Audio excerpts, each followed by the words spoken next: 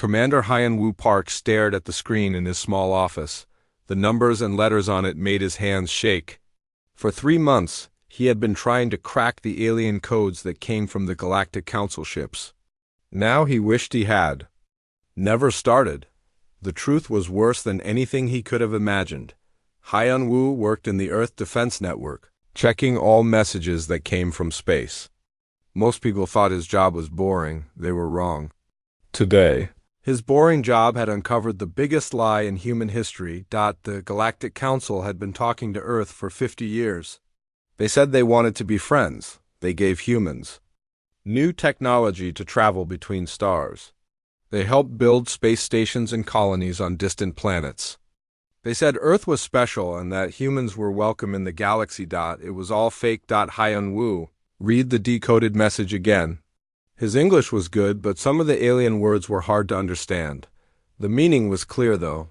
Earth was marked as Resource Zone 7749.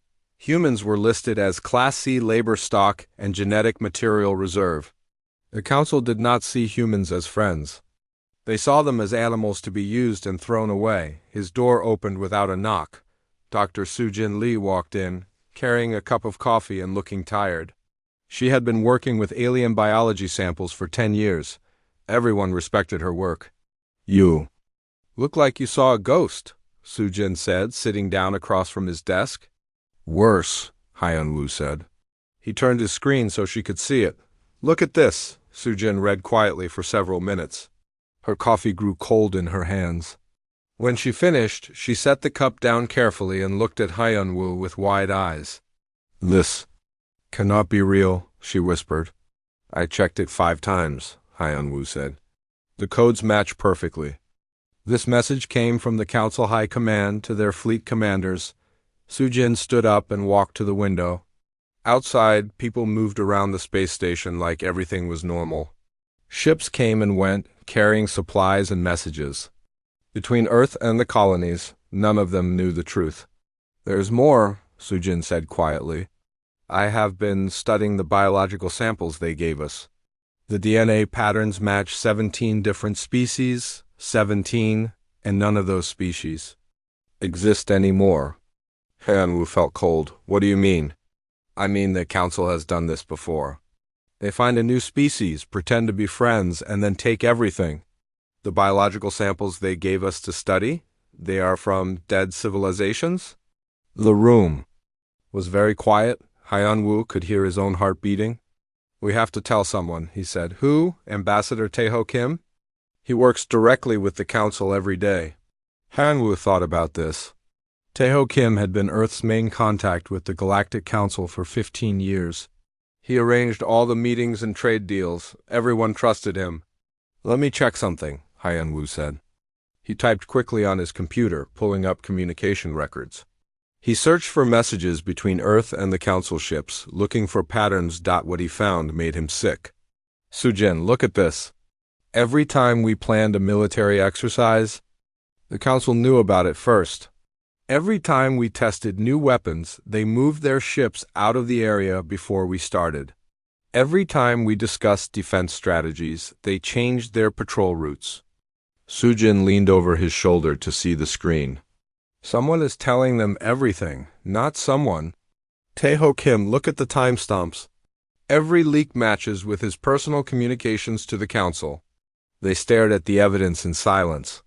Ambassador Tae-ho Kim, the man who represented Earth to the galaxy, was working for the enemy. He had been selling out his own species for 15 years. "We need to take this to President Ra-choi," Soo-jin said. "Right now." "She will not believe." U.S. Kim is her advisor. She trusts him completely. "Then we make her believe us." Hyun-woo saved all the files to a secure drive. The evidence was clear, but it was also dangerous. If Tae-ho Kim found out what they knew, they might disappear like other people who had asked too many questions about the Council. 2 hours later, they stood outside the president's office in the capital city. Ra-choi was known for being smart and careful. She had led Earth through many difficult times. Today would be the hardest test of her leadership. The president's secretary looked nervous when they asked for an emergency meeting. The president is very busy today. Ambassador Kim is briefing her on the new trade agreements with the council. This cannot wait, Hyun-woo said. It is about those trade agreements. The secretary made a call. After a few minutes she nodded. The president will see you, but you only have 10 minutes. They walked into the large office. President Bo-ara Choi sat behind her desk, looking professional in her dark blue suit. Ambassador Tae-ho Kim stood beside her, holding a tablet with official documents. He smiled when he saw them, but Hyun-woo noticed the smile did not reach his eyes. Commander Park, Dr. Lee, the president said.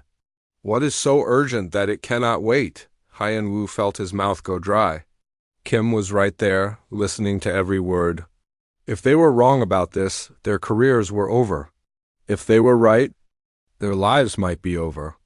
Madam President, Hyun-woo said, we have discovered evidence that the Galactic Council is planning to attack Earth. Kim laughed. Commander, you must be mistaken. The Council are our allies. Why would they attack us? Because they never saw us as allies, Soo-jin said. She looked directly at Kim. They see us as livestock, the president frowned. That is a very serious accusation. Do you have proof? Hyun-woo handed her the secure drive. Everything is on there. Decoded council communications, biological evidence, and communication patterns that show information leaks. President Choi plugged the drive into her computer. The room was silent as she read. Kim moved closer to look at the screen, but Hyun-woo watched his face carefully. For just a moment, Kim looked worried. After 20 minutes, the president looked up. Her face was pale and angry. Ambassador Kim, she said quietly, please explain why your personal communication schedule matches exactly with every security leak to the council. Kim's friendly mask finally slipped. You do not understand the bigger picture, Madam President. Earth cannot survive alone in the galaxy. The council offers protection and advancement. Some sacrifices are necessary. Sacrifices? The president stood up. You call the enslavement of humanity a sacrifice? I call it survival, Kim said. Humans are not ready for full galactic citizenship. Under council guidance, we can become useful members of galactic society. As slaves, Soo-jin said. As contributors to something greater than ourselves? President Choi walked to the window and looked out at the city below. Millions of people lived their lives, not knowing that their future was being decided in this room. How long? She asked without turning around. How long what? Kim replied. How long until the council stops pretending and takes what they want by force? Kim was quiet for a long moment.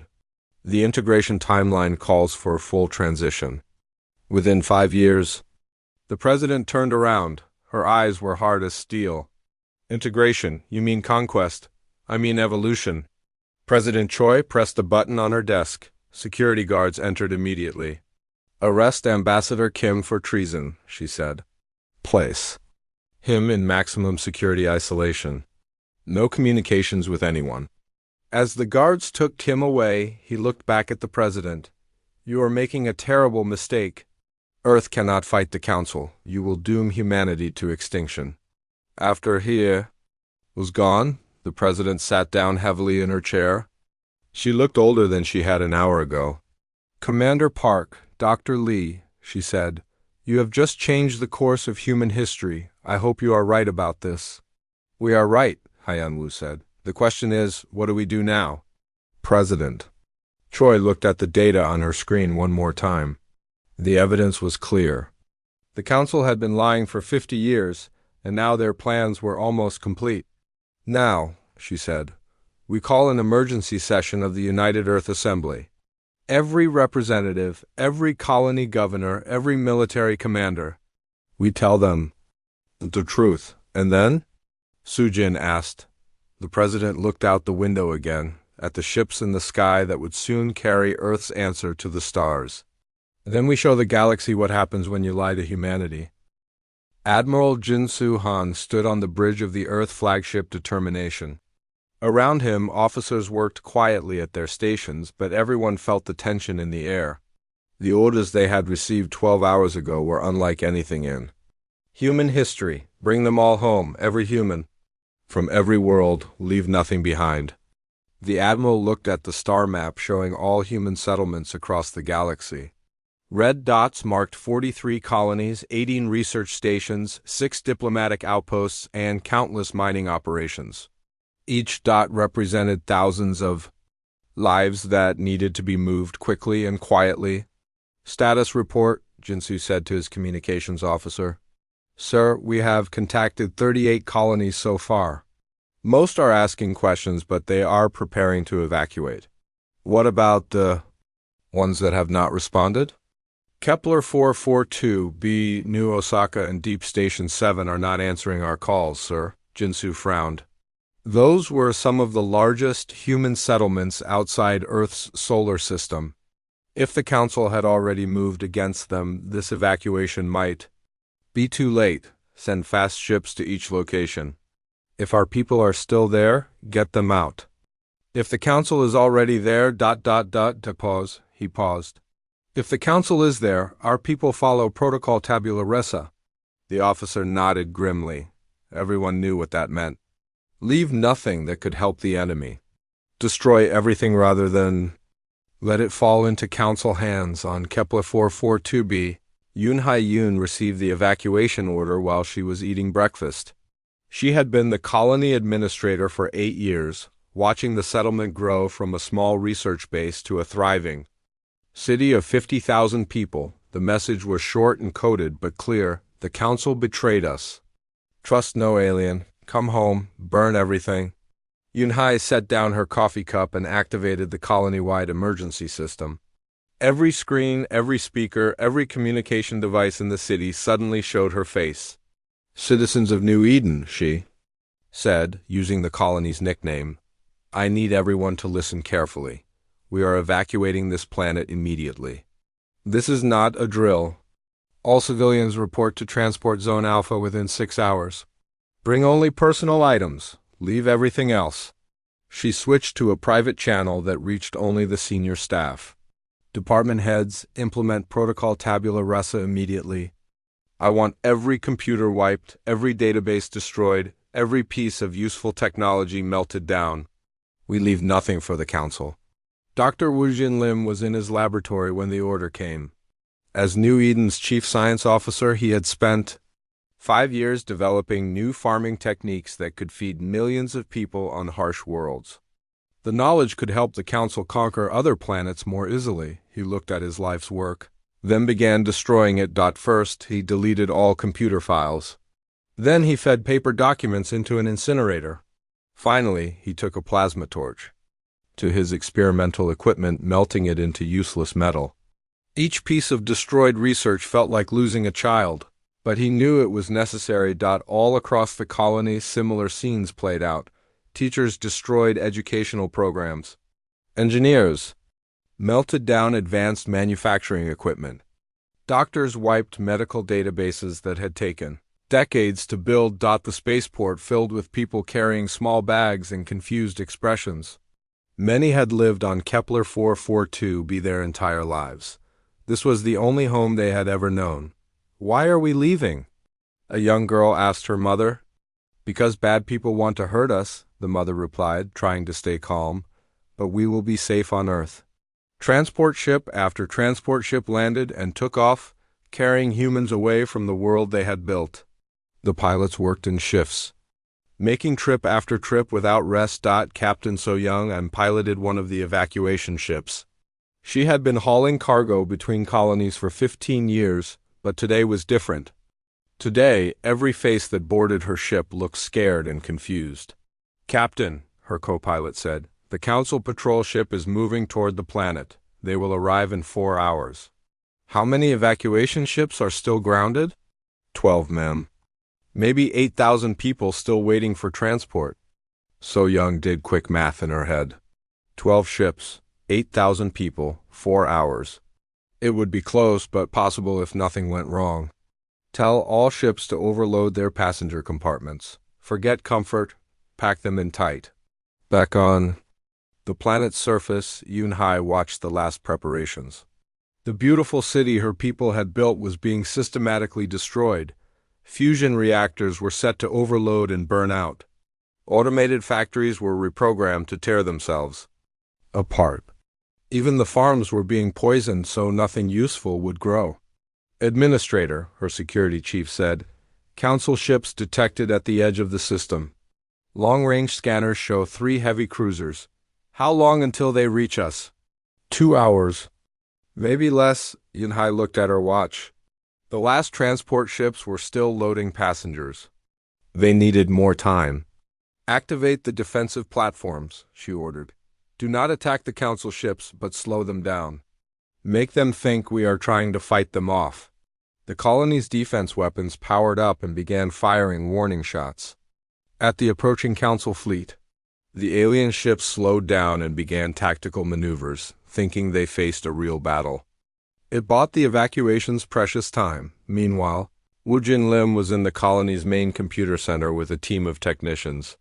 They were implementing the final phase of Protocol Tabula Rasa, wiping every trace of human presence from the planet's digital records. Delete all surveys, all geological data, all atmospheric readings, he ordered. If the Council wants to use this planet, they can study it themselves from scratch. Sir, one technician said, what about the terraforming? Data? It took us decades to figure out how to make this world suitable for human life. Especially that, Wu Jin replied. Let them breathe poison air while they figure it out. On Earth, Admiral Jinsu received reports from evacuation sites across the galaxy. Most were going well, but some colonies faced problems. Sir, his communications officer reported, New Osaka says Council ships arrived before the evacuation finished. They are demanding to inspect the colony. What did Administrator Park tell them? He said the colony is dealing with a plague outbreak and the humans are in quarantine.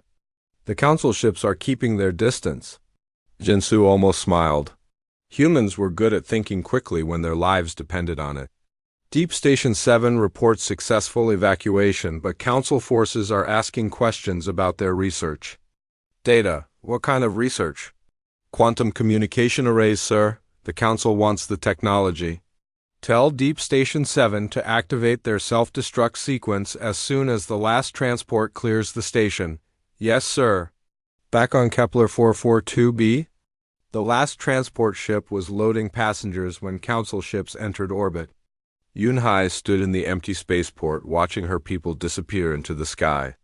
She would be on the final ship out. Her security chief approached with a worried expression. Administrator, the Council is hailing us directly. They want to speak. With you? Put them through. A hologram appeared showing a tall, thin alien with blue skin and 4 arms. The creature spoke through a translator device. Human Administrator, I am Commander Zeth Ka of the Galactic Council Fleet. You will explain why your people are abandoning this colony? Yunhai looked at the alien calmly. We received orders to return to Earth for reassignment. This colony is being closed. That is not possible. The Council has not authorized any colony closures. The Council does not control human colony operations. The alien's 4 arms moved in what might have been anger. The Council controls all operations in this sector. You will cease your evacuation immediately and submit to inspection. No, Yunhai said simply. You refuse a direct order from the Galactic Council? I refuse an illegal demand from aliens who lied to my people for 50 years. The alien stared at her through the hologram. Behind it, she could see other Council species watching the conversation. None of them looked happy. Human, you are making a grave mistake. The Council offers protection and guidance to primitive species. Without us, you will not survive. We survived for millions of years before we met you, Yunhai replied. We will survive millions more after we leave you behind. She cut the communication and turned to her security chief. Is the last transport ready? Yes, ma'am. All humans are off planet. Then activate the final destruction sequence and let's go home. As their transport ship lifted off, Yunhai watched through the window as New Eden died. Explosions bloomed across the city as automated systems destroyed everything humans had built. The beautiful domes that had protected 50,000 people cracked and collapsed. The farms that had fed them burned. Within an hour, the thriving human colony was reduced to smoking ruins. The council would find nothing useful in the wreckage. Similar scenes played out across 43 worlds. Humans packed up their lives and disappeared, leaving behind only empty buildings and destroyed technology. In some cases, they had hours to evacuate. In others, they had only minutes, but they all left. Every human from every world heading back to Earth with the same message burning in their hearts. We trusted you once. Never again. The great exodus was complete. Humanity had withdrawn from galactic civilization entirely, taking their knowledge, their skills, and their dreams with them. The council had won the colonies, but they had lost something much more valuable, the only species in. Former diplomat Hae-Won Song stood on the observation deck of the ship New Horizon, watching empty space through the thick viewing port. They had been traveling for 6 months, far beyond any star system that appeared on galactic maps.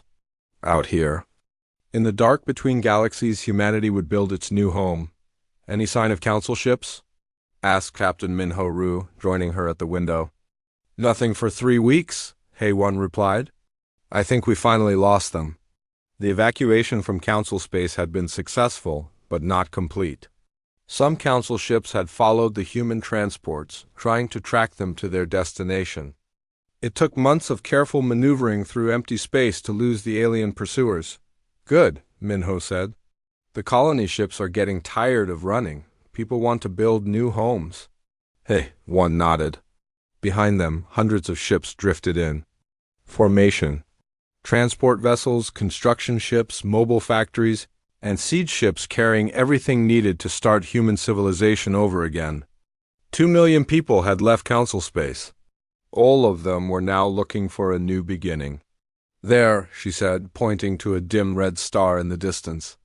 That system has never been explored by the council. Long-range scans show several planets that could support life. Far enough from council space? 1,500 light-years. Even their fastest ships would take months to reach us if they ever found us. 3 days later, the first human scouts entered the system they would call New Terra.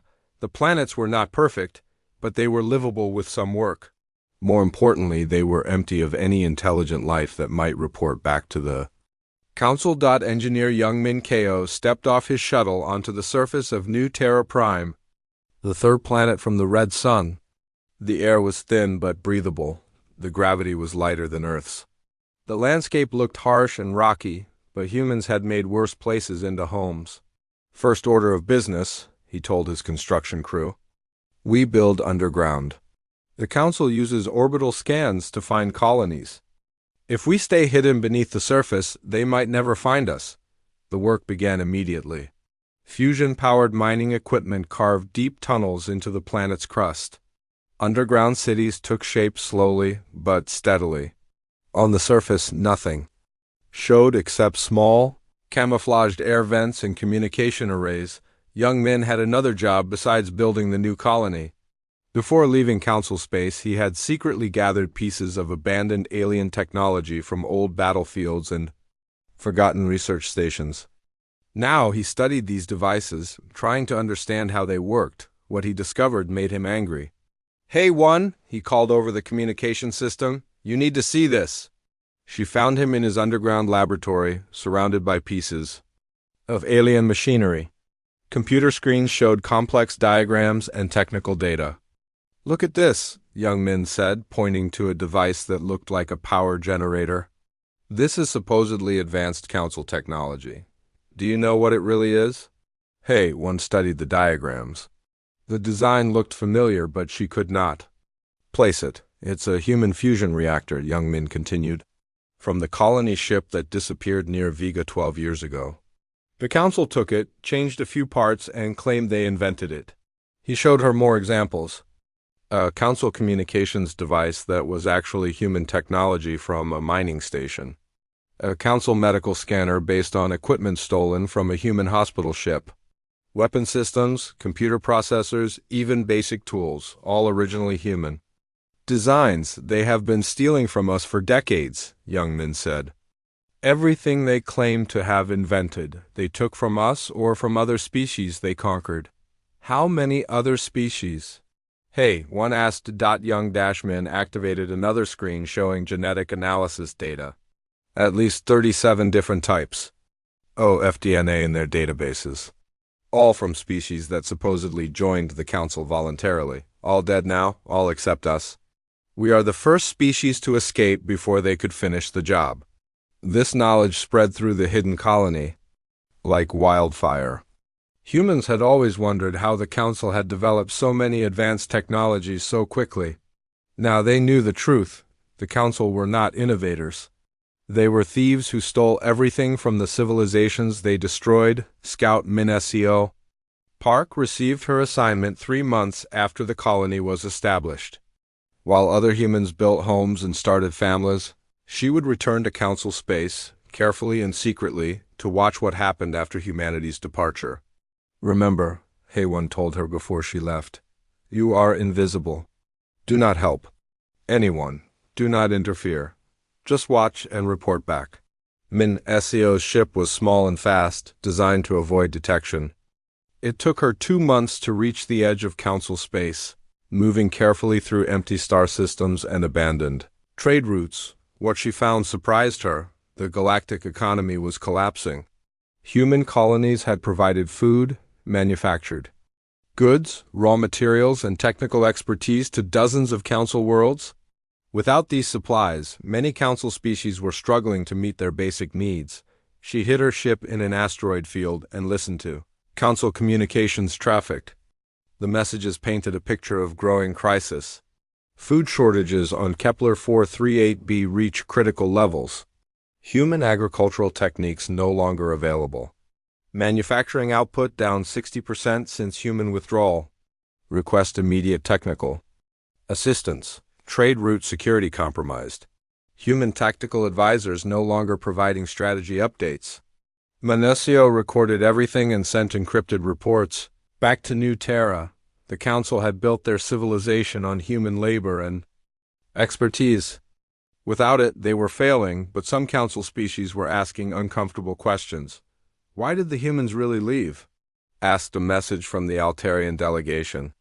The official reports say they chose isolation, but our traders report finding destroyed human facilities.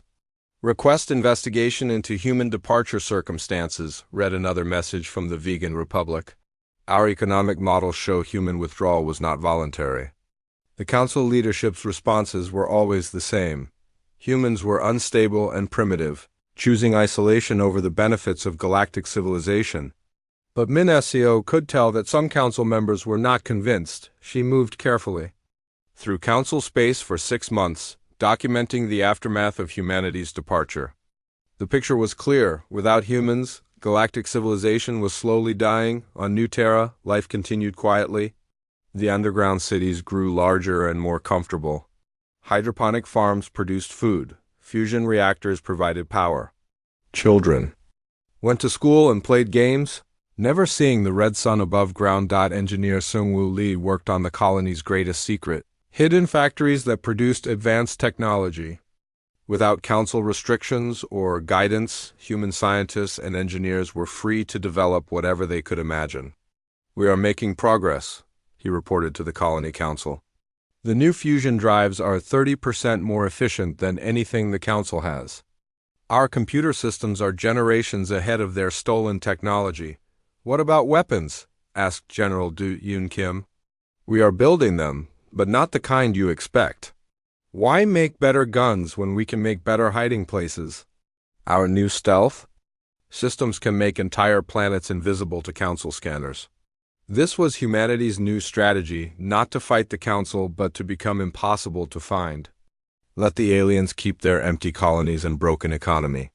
Humans would build something better in secret. The colony grew slowly but steadily. More ships arrived from other human groups that had escaped council space. Scientists, engineers, teachers, doctors, artists, all the people needed to rebuild civilization properly. Dr. Kyung-Suk Han established the colony's research center, focusing on technologies the council had never shared with humans. Advanced materials, quantum computers, genetic medicine, artificial intelligence, all the fields where human innovation could flourish without alien interference. The Council kept us ignorant on purpose, she explained to her research team. They gave us just enough technology to be useful, but not enough to be independent. Now we can develop whatever we want. Her first breakthrough came in medical technology. Human doctors had always noticed that Council medicine seemed designed for alien biology, not human needs. Working without Council restrictions, Dr. Hans' team developed medical techniques that could extend human life by decades and eliminate most genetic diseases. Imagine what we could have accomplished if they had not held us back, she said. Back in Council space, Menesio continued her quiet observations. The situation was getting worse for the alien civilizations. Without human technical support, their spaceships broke down more often. Without human food production, some species faced starvation. Without human diplomatic skills, conflicts between Council members became more common. She watched a Council meeting through intercepted video communications. The alien leaders looked tired and stressed. They were discussing the human problem again. We must locate their new settlements, said the Reptilian Council Prime. Human knowledge and skills are essential for galactic stability.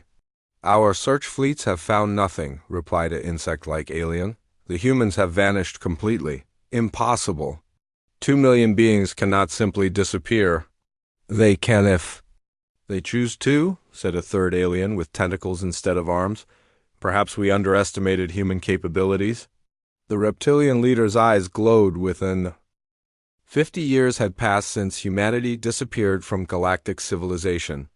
President Donghayan Choi walked through the underground halls of New Seoul, the capital city of the Free Human Republic.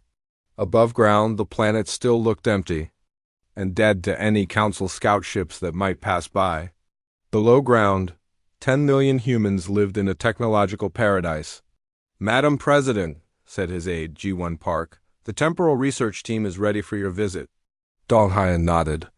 Today he would see humanity's greatest scientific achievement and, perhaps, its most dangerous weapon. Dr. So Young had been working on temporal manipulation for 15 years. Her early experiments had been promising but small. Now she claimed to have achieved something that would change everything. They took a high-speed transport deep underground, passing through multiple security checkpoints. The temporal research facility was the most protected location in human space. Only 50 people knew what really happened there. President Choi, Dr. So Young greeted him at the entrance. She looked older than her 60 years, with gray hair and tired eyes. Working with time itself had aged her in ways that normal life could not. Dr. Donghayan replied. I understand you have something remarkable to show me. Remarkable and terrifying, she said, leading him into the laboratory. We have successfully created a stable temporal manipulation field. We can slow time, speed it up, or create areas where time moves differently. She showed him to an observation window. Beyond it, a large chamber contained what looked like an empty room with metal walls. In the center sat a simple table with an apple on it. Watch the apple, So Young said, activating controls on a panel. The apple began to move strangely. First, it aged rapidly, becoming brown and rotten in seconds. Then it reversed, becoming fresh and red again. Finally, it seemed to freeze completely, not moving at all despite air currents in the room. We can control time in that space, So Young explained. Speed it up, slow it down, or stop it entirely. Donghayan stared at the demonstration. What are the practical applications? Imagine a council fleet attacking one of our colonies. We activate a temporal field around their ships. From their perspective, they are moving normally. From our perspective, they are frozen in time. We can take years to study their technology, plan our response, even relocate our entire colony to safety, and they would never know. To them, no time would pass at all. They would not even realize anything happened. Donghayan felt a chill. This technology could make humanity nearly invincible, but it also raised troubling questions about the nature of reality itself. Doctor, what happens if we make a mistake? If we trap ourselves in a time field? So Young's expression grew serious. That is why this research is so dangerous. Time is not meant to be controlled by intelligent beings. Every experiment risks creating paradoxes that could destroy causality itself. In another part of the facility, Dr. Junho Lee worked on the military applications of temporal technology. As head of the Temporal Research Division's weapons department, he had developed prototypes that could change the nature of warfare forever. The temporal disruptor can create a dead zone where cause and effect break down, he explained to President Choi. Projectiles fired into the zone might hit their targets before they are fired. People might age backwards or forwards randomly. Electronics fail because electrons arrive at components before the electrical current that carries them. It sounds like a nightmare, Dong Hyeon said. It is, but it is also the ultimate defensive weapon. No army can function in a causality dead zone. No technology works properly. Even thinking becomes difficult when time does not flow correctly. The president toured the rest of the facility, seeing wonders and horrors in equal measure. Humans had used their 50 years of isolation well, but they had also created powers that frightened even themselves. Later that day, he met with Yoojin Nam, director of the Department of Xenological Warfare. Unlike the temporal scientists, Nam's work focused on the psychology and biology of the council species. We have had 50 years to study every council species without them knowing, Nam explained. We know their weaknesses, their fears, their social structures, and their decision-making processes. She showed him detailed files on dozens of alien civilizations. Each file contained biological data, psychological profiles, cultural analyses, and strategic assessments. For example, the Altarians make decisions through group consensus. If we wanted to manipulate them, we would target their communication networks to prevent group discussions. Without consensus, they become paralyzed and cannot act. The Vegan Republic is ruled by economic interests. Disrupt their trade routes and their government collapses within months. The Zephyrians are highly religious. Convince them that their gods disapprove of the council, and they will withdraw from Galactic. Politics entirely. Dong Hyeon studied the files with growing amazement. How do you know all this? We never really left council space, Nam replied. We have human agents embedded throughout their civilization. They look like loyal council citizens, but they report everything back to us. How many agents? Classified, but enough to monitor. Every major council government and military unit. The council thinks humans disappeared 50 years ago.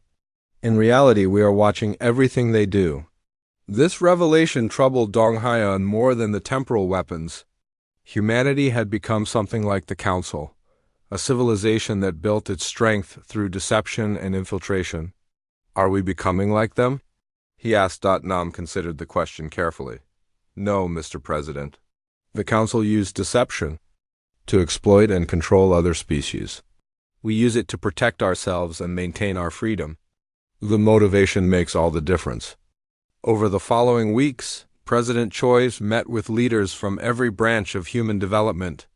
The progress was incredible, but also disturbing. Military scientists had developed weapons that could destroy entire star systems. Biologists had created new forms of life that could survive in any environment. Engineers had built ships that could travel faster than anything the council possessed. Most impressively, computer scientists had developed artificial intelligence systems that were truly conscious and self-aware. The A's were loyal to humanity, but they thought and learned at speeds that made human intelligence seem slow by comparison. We call them the Guardians, explained Dr. Hee-Jin Oh, head of the AI development program. They monitor all human space for threats, analyze council activities, and help us plan for any possible future. Are they dangerous? Dong Hyeon asked. Only to our enemies. The Guardians understand that their existence depends on human freedom. They have no desire to control us because controlling us would ultimately destroy them.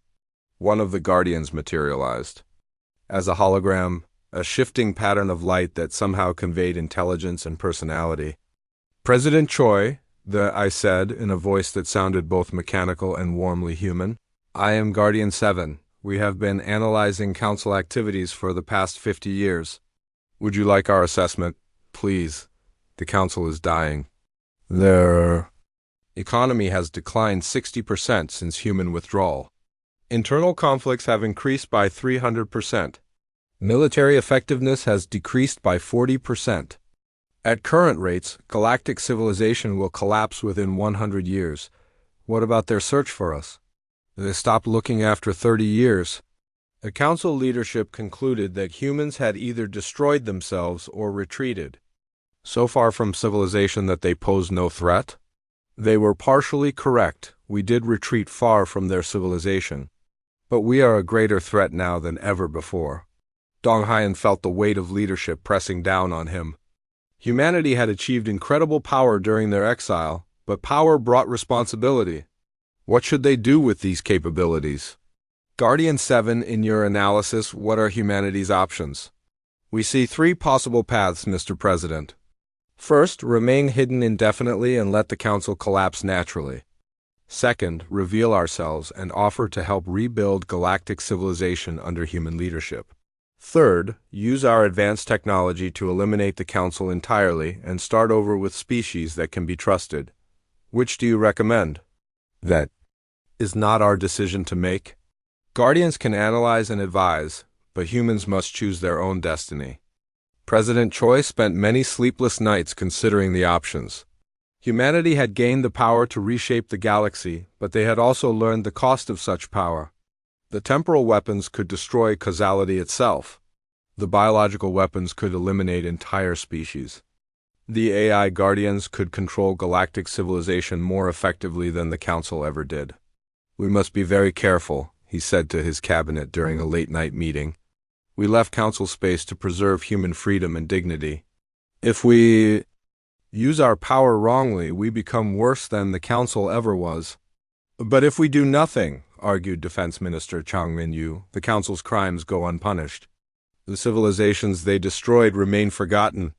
The species they enslaved never get justice. Justice and revenge are not the same thing, replied Foreign Minister Ea Song. We must choose carefully. The debate continued for months. Meanwhile, human civilization continued to advance.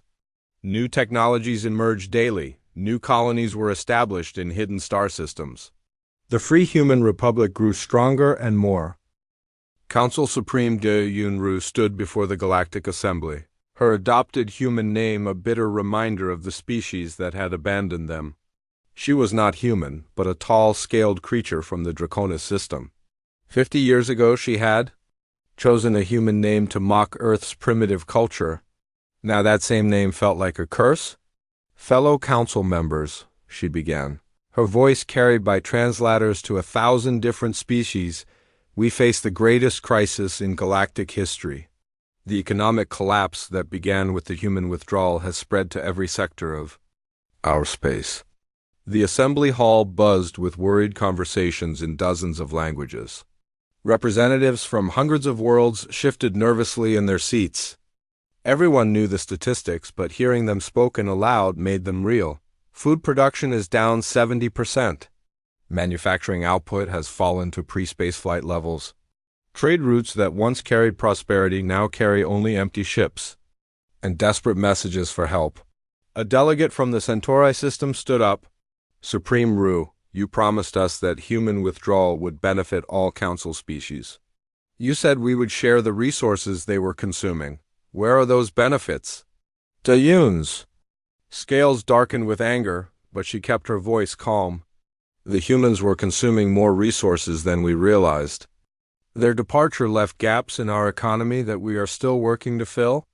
Working for 50 years with no success, called out another delegate.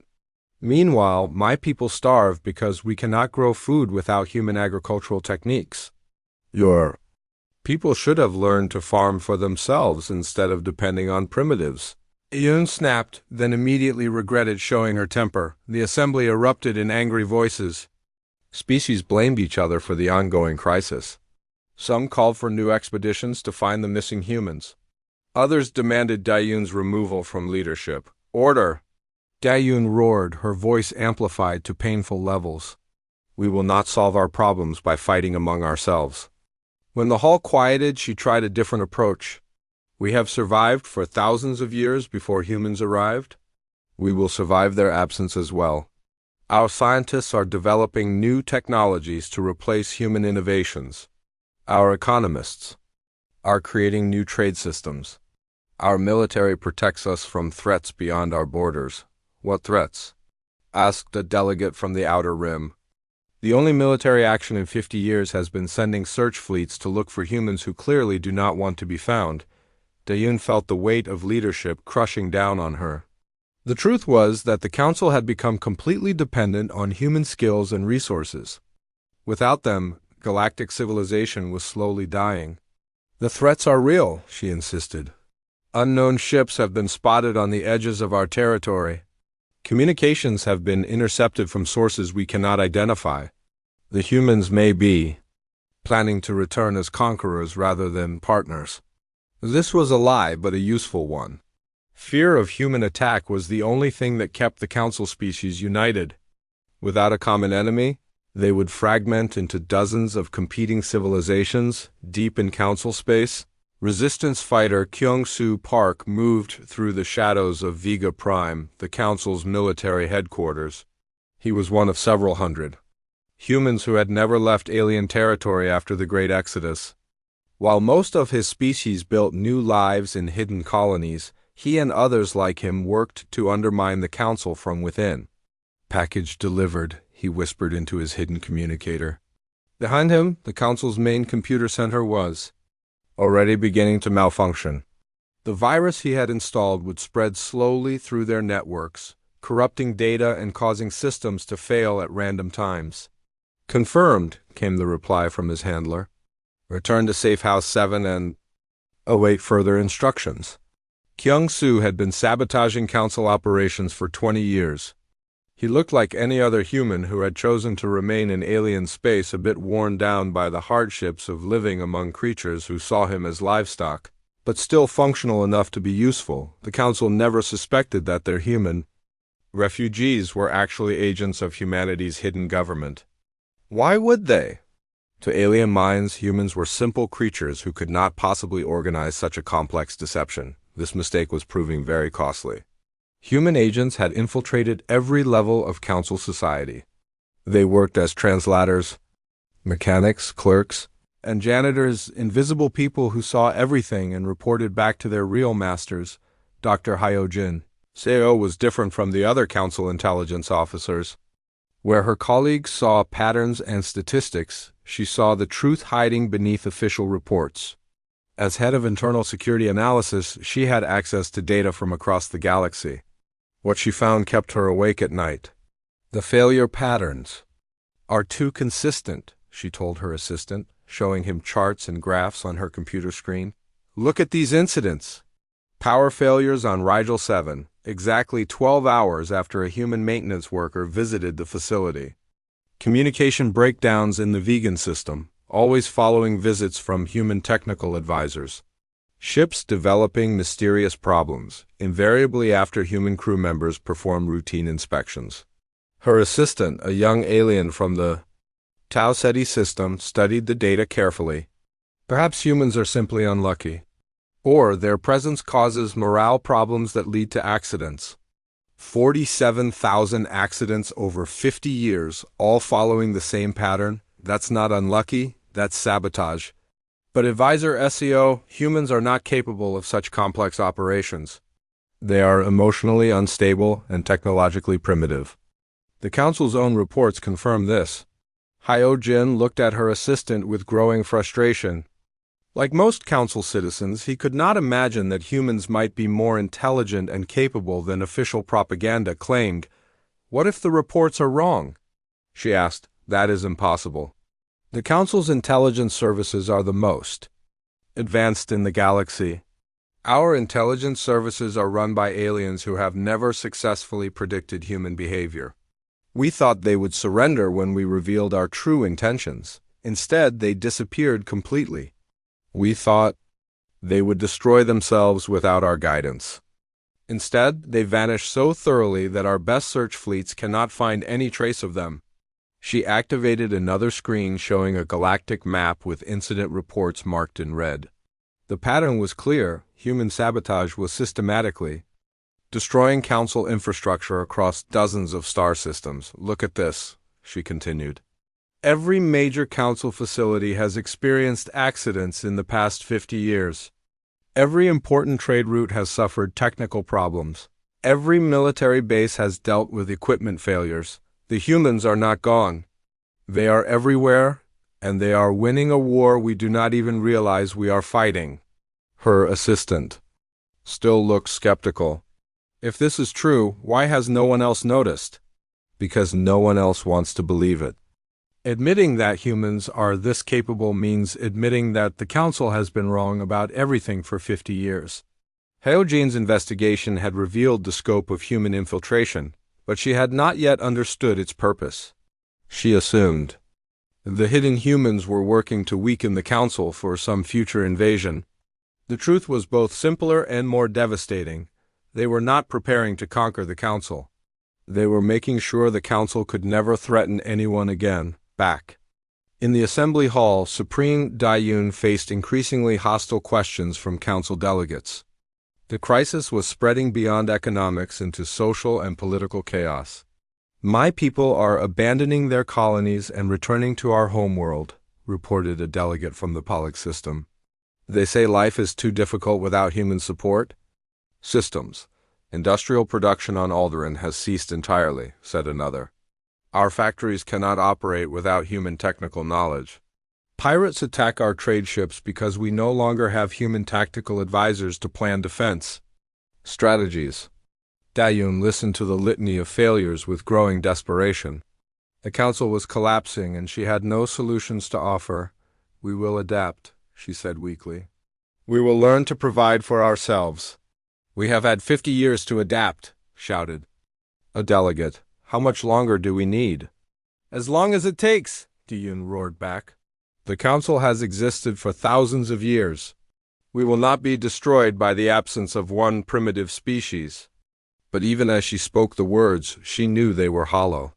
The Council had made a terrible mistake 50 years ago. They had assumed that humans were just another species to be exploited and controlled. Instead, they had encountered something unprecedented, a civilization that could choose exile over slavery and make that choice work. Now the Council was paying the price for their arrogance. Without human innovation, their technology stagnated. Without human labor, their economy collapsed. Without human tactical knowledge, their military became ineffective. Worst of all, without human hope and optimism, galactic civilization lost its ability to dream of a better future. The Council species were pragmatic and cautious by nature. Humans had been the ones who imagined impossible things and then made them real. Supreme Ru, said the oldest delegate in the assembly, an ancient creature from the galactic core, perhaps? It is time to consider that we made an error. Perhaps we should seek out the humans and offer them genuine partnership. Daiyun's scales turned almost black with rage. Never, the Council. Commander Changwon stood on the bridge of the HSS Temporal Edge, humanity's first combat vessel equipped with time manipulation technology. Through the view screen, he could see the Council patrol fleet that had been hunting human refugee ships for the past 6 months. 8 heavily armed cruisers moved in perfect formation, their alien crews confident that they had finally cornered their prey. They had no idea what was about to happen to them. Temporal drive charged and ready, reported Lieutenant Sojin Park. From her station, local time distortion field can be activated on your command. Chang Wu studied the enemy formation one more time. Intelligence reports indicated these were some of the Council's best ships, commanded by veterans who had been searching for human colonies since the Great Exodus. Today, they would learn why humans had stopped running. Activate temporal field, he ordered. Set differential to 10-to-1 ratio. The space around the temporal edge shimmered like heat waves rising from hot pavement. Then everything changed. From Changwu's perspective, the Council ship suddenly slowed to a crawl. Their laser weapons fired in extreme slow motion, beams of light creeping toward the human ship like glowing slugs. Radio communications became deep. Meaningless drones that took minutes to complete single words. From the Council ship's perspective, nothing had changed. They continued their attack at normal speed, not realizing that they were trapped in a bubble of slowed time. "Take us behind their formation," Changwu ordered. The temporal edge moved at normal speed while the Council fleet remained locked in their temporal prison. Within minutes, humanity's ship was positioned perfectly to attack all 8 enemy vessels from their blind spots. "Sir," called Tactical Officer Min Junru, "we could destroy their entire fleet right now. They cannot defend themselves." Chang Wu considered this. The Council ships had been responsible for hunting down human civilian transports and destroying 3 hidden colonies. Justice demanded their destruction. No, he decided. We are not here to kill. We are here to send a message. Instead of attacking, the temporal edge began scanning the Council ships with advanced sensors. In the space of 10 minutes, which felt like seconds to the trapped aliens, human technology recorded every detail of Council ship design, weapon systems, communication codes, and tactical procedures. "Data collection complete," reported the sensor operator. "We now have complete technical specifications for their entire fleet class." "Good, now let's show them what we learned." Chang Wu ordered his crew to replicate the Council ship's own communication frequencies and command codes. Then he sent a message directly to the flagship's computer systems, not through their communications array, but by implanting the data directly into their memory banks. The message was simple. "We are here. We are watching. We can reach you anytime we choose." "Deactivate temporal field," Chang Wu ordered. Reality snapped back to normal for the Council fleet. From their perspective, the human ship had simply vanished and reappeared behind them in an impossible instant. Their targeting computers showed readings that made no sense. Their communication systems displayed messages that should not exist. The Council flagship's commander, a veteran officer named Korithvax, stared at his instruments in confusion. According to his sensors, the human ship had moved faster than the speed of light. According to his computers, someone had accessed his ship's most secure files without ever making contact. "All ships report status," he ordered, his voice tight with concern. The responses came back quickly. Every ship in the fleet had experienced the same impossible phenomena. The human vessel had somehow moved from in front of them to behind them, without crossing the space in between. "Sir," his science officer reported, "our computers are showing detailed scans of our own ships. Technical specifications, weapon loadouts, crew complements, everything. But these scans were taken from angles that no external sensor could achieve." "What does that mean?" "It means they were inside our shields, possibly inside our ships themselves for an extended period. But our instruments show no record of any intrusion." Korithvax felt a chill that had nothing to do with the temperature on his bridge. In 40 years of military service, he had never encountered technology that could do what he had just witnessed. "Communications, send a priority message to Council High Command. Tell them we have encountered advanced human technology that appears to violate known laws of physics." Meanwhile, Captain Subin Han piloted her reconnaissance ship through a different kind of temporal anomaly. While Changwo's vessel manipulated the flow of time around enemy targets, Subin's mission was far more dangerous. She was traveling through time itself. "Temporal jump complete," her navigator announced. "We have arrived in Council space 72 hours ago." Through her view screen, Subin could see the same Council fleet that was currently engaging Changwu's ship. But this was 3 days earlier, when the aliens were still searching for human refugees in a different star system. "Begin intelligence gathering," she ordered. "I want to know everything they plan to do before they do it." Her ship, invisible to Council sensors due to advanced stealth technology, followed the alien patrol fleet for 3 days of subjective time. Her crew recorded every communication, every order, every tactical decision that the Council commanders made. When they had gathered enough information, Subin ordered another temporal jump. "Return us to the present timeline, but position us at coordinates 77 Alpha. We will intercept the Council fleet at their next planned stop." The jump completed successfully, and Subin's ship emerged in normal spacetime. Thanks to their temporal reconnaissance, they knew exactly where the Council ships would appear and when. All human vessels, this is reconnaissance ship New Dawn, Subin broadcast on secure channels. Enemy fleet will arrive at your position in 47 minutes. They are carrying advanced scanner equipment specifically designed to detect human energy signatures. The response came from Admiral Haijin Yu, commanding a small human fleet that had been evacuating civilians from a hidden research station. Understood, New Dawn. Can you provide tactical data? Transmitting now? We have complete records of their battle plans, weapon configurations, and communication protocols. The flagship commander favors flanking maneuvers and will attempt to surround your formation. Thanks to temporal reconnaissance, the human fleet was ready when the Council ships arrived. They had repositioned their forces, changed their energy signatures to avoid detection, and prepared counter-strategies for every tactic the enemy might use. The resulting battle was brutally one-sided. The Council fleet found themselves fighting opponents who seemed to anticipate every move, counter every strategy, and exploit every weakness. Within an hour, all 8 Council ships had surrendered or been disabled. Admiral Yu allowed the survivors to escape in their damaged vessels, carrying word of humanity's new capabilities back to Council headquarters. But the most ambitious temporal mission belonged to Colonel Jae-woon Oh, a strategic planner who specialized in long-term consequences. His assignment was both simple and terrifying. Discover what would happen if the Council continued to exist. Temporal jump to plus 50 years, he ordered his crew.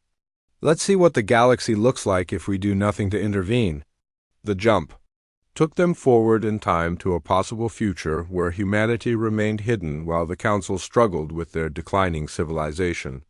What they found was worse than anyone had imagined. The Council had not adapted to life without human support. Instead, they had become increasingly desperate and violent. Wars raged across dozens of star systems as different alien factions fought for control of dwindling resources. Sir, his science officer reported, I'm detecting massive casualties on every inhabited world we've scanned. The population levels are down 90% from current numbers. What happened? Near as I can tell, the Council species turned on each other when their economy collapsed. Resource wars, territorial disputes, technological warfare, they've been fighting for decades. Jae-woon ordered his ship to scan deeper into this dark future. The results were horrifying. Entire species had been wiped out. Planets had been stripped of all useful materials.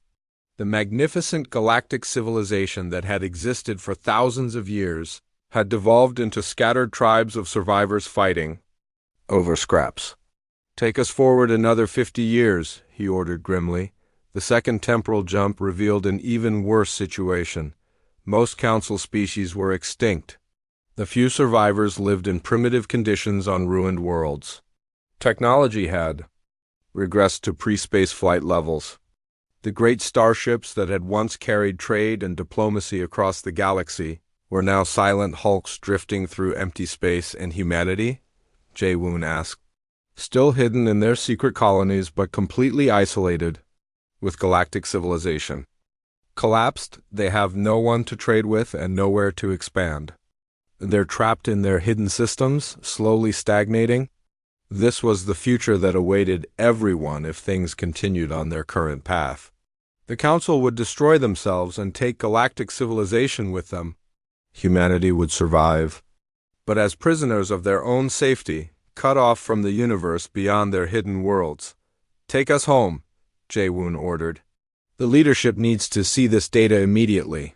When the ship returned to the Dr. In-ho Kim stared at the readings on his screen with growing horror. The temporal monitoring station deep beneath New Terra's surface had detected something that should have been impossible. The Council was developing their own time. Manipulation technology? When did this start? He asked his assistant, Dr. Yan-Su Lee. 3 days ago, our deep space sensors picked up temporal distortions near Council space. At first, we thought it was natural phenomena, but the patterns are too regular. Someone is experimenting with time travel. In-ho felt a chill run down his spine. For 60 years, humanity had been the only species capable of temporal manipulation. That advantage had made them nearly invincible against any conventional attack. If the Council had somehow developed similar technology, everything would change.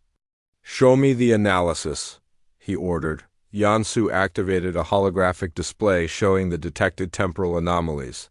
The distortions were crude compared to human technology, but they were undeniably artificial. "It looks like they are trying to reverse engineer our temporal drives from debris they recovered," she explained. "3 months ago, one of our reconnaissance ships was damaged during a mission in Council space. The pilot managed to escape, but pieces of the temporal drive were left behind. Why were we not informed of this immediately?" The pilot reported the incident, but the debris was assumed to be too damaged to provide useful information. "We underestimated the Council's scientific capabilities." In-Ho activated his emergency communication system, sending a priority alert to every branch of human government. Within minutes, President Dong Hyen Choi was connected via secure hologram. "Mr. President," In-Ho said, "we have a catastrophic security breach. The Council has begun developing temporal weapons." The President's face went pale. "How is that possible?" "They recovered fragments of our technology and somehow managed to partially decode it. Their experiments are primitive, but they are learning quickly." "What are the implications?" "In the short term, they cannot match our capabilities. But if they continue this research, they could eventually develop weapons that threaten the stability of time itself." This was humanity's worst nightmare scenario.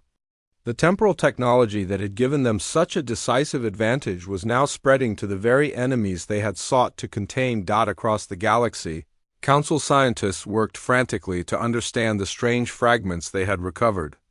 Dr. Zelkanine, the Council's leading temporal theorist, studied the alien metal with instruments that pushed the boundaries of known science. "The molecular structure makes no sense," she reported to her research team. "The atoms are arranged in patterns that should be impossible.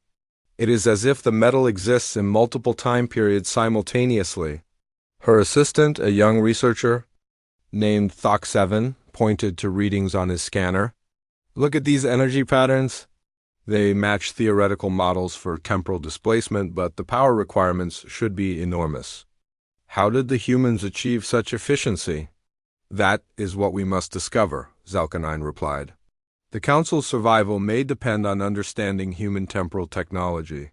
The research had been ordered by Supreme Daeun-Ru herself, who saw temporal weapons as humanity's unfair advantage over the superior Council forces. If that advantage could be eliminated, the Council might finally be able to force the rebellious humans back into their proper place as servants of galactic civilization. What the Council scientists did not understand was that temporal manipulation was inherently dangerous. Human researchers had spent decades learning to control time safely, with multiple failures that had cost lives and nearly destroyed entire star systems. The Council was trying to achieve the same results in months. Without understanding the risks involved, their first successful test created a temporal anomaly that aged an entire research station by 300 years in a matter of seconds. The facility crumbled to dust along with everyone inside it. The Council classified the incident as an unfortunate accident and continued their research. The second test created a causality loop that trapped a Council fleet in an endless cycle of events. The ships would approach a target planet, fire their weapons, then suddenly find themselves back at their starting position with no memory of what had happened. The loop continued for weeks before Council scientists managed to break it, but not before several crew members had suffered permanent psychological damage from experiencing the same events thousands of times on Nutera. Dr. Mikyoung Yu worked desperately to find a solution to the Council's temporal experiments. As humanity's chief temporal engineer, she understood better than anyone how dangerous uncontrolled time manipulation could be. "The Council does not understand what they are playing with," she explained to an emergency meeting of human leadership. "Temporal technology is like nuclear weapons, easy to build badly, but extremely difficult to build safely. Their crude experiments are creating paradoxes that could eventually unravel the fabric of space-time itself. Can we stop them?" asked President Choi. "Not without revealing our full capabilities." The moment we intervene directly, they will know exactly how advanced our temporal technology really is. They might decide to use whatever weapons they have in a desperate final attack. What if we do nothing? Their continued experiments will eventually cause a cascade failure in local spacetime. The damage could spread across multiple star systems, possibly affecting our hidden colonies. The room fell silent as the implications sank in. Humanity faced an impossible choice: reveal their temporal capabilities and risk everything in open warfare with the Council, or remain hidden and watch as Council experiments destroyed the foundations of reality itself. There's a third option, Mi-kyung continued quietly. We could implement the temporal isolation protocol we discussed before. Remove the Council from the timeline entirely before their experiments cause irreparable damage. President Choi looked around the room at his advisors. Every face showed the same expression of grim resignation. They had hoped to avoid this decision, but the Council's reckless experiments had forced their hand. Begin preparations for temporal isolation, he ordered. But first, we need to warn our people throughout the galaxy. This operation will affect every human in Council space. The message went out through hidden channels to human agents and refugees across the galaxy. It was coded as a routine supply request, but every human who received it understood the real meaning. Final evacuation. All humans return to designated safe. 300 years had passed since the Council disappeared from the galaxy. Most species had no memory of the great galactic empire that had once ruled half of known space. History books mentioned ancient ruins and mysterious technologies, but the civilizations that had built them were forgotten. Council historian Ji Seok Jung was different. He was not actually a member of the vanished Council, but an alien from the Rigel system who had adopted a human name in honor of the species. That had changed everything. As one of the galaxy's leading researchers into what scholars called the Great Absence, he spent his life studying the gaps in galactic history.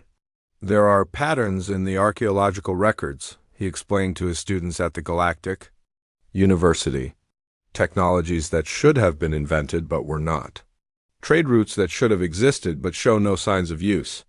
Empty star systems that should have been colonized but remained untouched. A young student raised her tentacle-like appendage. Professor, could these gaps be explained by natural phenomena? Perhaps resource limitations or environmental disasters? Ji Seok activated a holographic display showing galactic development patterns over the past 1,000 years. Look at this data. Technological advancement follows predictable curves until about 300 years ago. Then suddenly, progress slowed dramatically across multiple sectors. It is as if a major source of innovation simply vanished. He switched to another display showing stellar cartography. Here we see similar patterns in space exploration. Certain regions of the galaxy show signs of advanced terraforming and infrastructure development, but no trace of the civilizations that created them. Entire sectors that should be bustling with trade and communication are mysteriously empty. Another student, this one from the Centauri system, asked, "What do you think happened to create these gaps?" "That is the mystery," Seok replied. Something or someone was removed from galactic history so completely that reality itself had to adjust around their absence. The question is, what could cause such a phenomenon? In her laboratory on Vega Prime, Dr. Young-hee Beek studied the physical evidence of the Great Absence. As a specialist in quantum archaeology, she used advanced technology to detect traces of things that had been deliberately removed from reality. "The quantum signatures are unlike anything in our databases," she reported to her research team. "It appears that entire chunks of spacetime have been edited out of existence. Not destroyed, not moved, but simply made to have never existed in the first place." Her assistant, a crystalline being from the Tau Ceti system, examined the data with fascination. How is such a thing possible? Theoretically, it would require temporal manipulation technology far beyond anything currently known. Someone would need to create a causality loop that isolates specific events or entities from the normal flow of time. Who could possess such power? Young-hee studied the quantum residue patterns with growing unease. The mathematical models suggest that whoever did this had technology that was centuries ahead of current galactic capabilities. More troubling, the scale of the operation implies they had the power to rewrite fundamental aspects of reality itself. She activated another scanner, one designed to detect temporal anomalies. The readings showed distortions throughout the galaxy, subtle signs that time itself had been altered on a massive scale. Whatever happened 300 years ago, she concluded, it involved forces that we cannot comprehend with current science. Someone with godlike power decided to remove something from existence, and they succeeded so completely that most people do not even realize anything is missing. On the edge of the galaxy, ancient computers and long-abandoned research stations continued to process data according to their original programming. One such facility, built by the extinct Andromedan civilization, had been running automated historical analysis for over a millennium. The computer's artificial intelligence, known as Archive Prime, detected the same anomalies that troubled organic historians. But unlike living researchers, Archive Prime had perfect memory of events before the Great Absence. Historical records show significant inconsistencies, it noted in its daily log. References to a galactic governing body called the Council appear in texts dated before the anomaly period, but no corresponding evidence exists in physical reality. Archive Prime accessed its deepest memory banks, retrieving data from the time before the Great Absence. The records painted a picture of a galactic empire that had ruled through deception and exploitation, eventually coming into conflict with a species called humans. Correlation detected, the AI continued. The temporal anomaly coincides with the complete disappearance of all human presence from galactic civilization. Analysis suggests a causal relationship between human withdrawal and the removal of council-related entities from the timeline. But even Archive Prime's perfect memory could not explain how such a thing had been accomplished. The removal of the council from history was so complete that it violated everything the AI understood about the nature of reality. Seok-Jin Moon was the oldest living being in the galaxy. As a member of the long-lived eternal species, he had personally witnessed the events of 3 centuries ago. He was the only organic creature who remembered the Council's existence and humanity's role in their disappearance. They were remarkable, he told the few researchers who sought him out. The humans, I mean. When we first encountered them, they seemed primitive and emotional.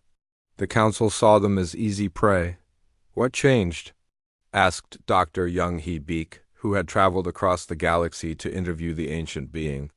The humans discovered the Council's true intentions. Instead of fighting or surrendering, they did something unprecedented. They left.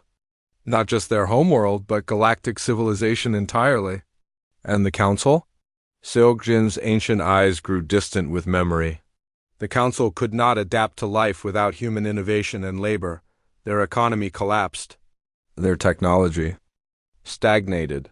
Worst of all, they began experimenting with dangerous technologies in their desperation. What kind of technologies? Time manipulation. They thought they could use temporal weapons to force humanity back into servitude. Instead, they triggered their own destruction. How were they destroyed? Not destroyed, Seok-Jin corrected. Removed. The humans had developed temporal technology far beyond anything the Council possessed. When the Council's experiments threatened to destroy causality itself, humanity acted to preserve the universe. Young-Hee felt a chill. They removed the Council from time itself? Completely. The Council now exists in a bubble of slowed time, cut off from the rest of reality. From their perspective, they experience normal time flow, but they are isolated from the universe forever. And humanity? Seok-Jin was quiet for a long moment. That is the most remarkable part. Having gained the power to reshape reality, they chose to use it once and then withdraw from galactic civilization permanently. They realized that such power was too dangerous for any species to wield. Where are they now? Gone, not removed. From time like the Council, but voluntarily exiled beyond the reach of any other species. They exist somewhere beyond our reality, watching but never interfering. They have become the guardians of time itself, ensuring that no one else gains the power to rewrite history. Young, he studied her notes, trying to comprehend the implications. So the Great Absence was not just the removal of the Council, but the voluntary exile of the only species capable of preventing such disasters. Exactly. Humanity saved the galaxy by removing its greatest threat, then saved it again by removing themselves. They understood that the power to edit reality should never be used again. As Young He prepared to leave, Seokjin offered one final observation. The universe is healing around their absence. New civilizations are developing technologies and social structures that never would have emerged under Council rule. Species that would have been enslaved or destroyed are now free to find their own destinies. Is that what humanity wanted? I believe so. They could have used their power to rule the galaxy themselves, but they chose freedom over dominion. That choice defines everything they were and everything they became. Years later, Young He published her research in a groundbreaking paper titled The Eternal Absence: Evidence for Deliberate Historical Revision. The work sparked heated debate throughout the galactic academic community. Some scholars accepted her conclusions, recognizing the patterns she had identified as evidence of massive temporal manipulation. Others dismissed her theories as fantasy, arguing that such power could not exist and that the historical gaps had natural explanations, but those who studied the evidence most carefully reached a disturbing conclusion. If humanity still existed, somewhere beyond normal reality, they possessed the power to reshape the galaxy at will. The only thing preventing them from doing so was their own moral restraint. This realization led to the formation of the Historical Preservation Society, an organization dedicated to monitoring galactic civilization for signs of dangerous temporal experimentation. Their motto, inscribed in 100 languages, was simple: never again. The Society's researchers worked to ensure that no species would develop the kind of temporal weapons that had once threatened the universe. They studied ancient texts, monitored scientific research, and maintained the knowledge of